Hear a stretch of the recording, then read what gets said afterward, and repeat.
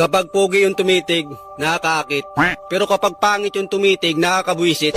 Minsan sa mundong ito talagang sasama ang loob mo. Kapag gwapo yung nanligaw, may pag-asa. Pero kapag pangit yung nanligaw, wala. Study first muna. Ang daming rason, kesyo hindi pa ready, anak ng... Girls, ayusin nyo naman yung mga palusot nyo. Masyado kayo napapaghalataan. Nakakasaba kayo ng loob. Kapag pogi, itsura pa lang sapat na eh. Pero kapag pangit ka, ang dami requirements. Kailangan, pag pangit ka, kailangan mo ng pera.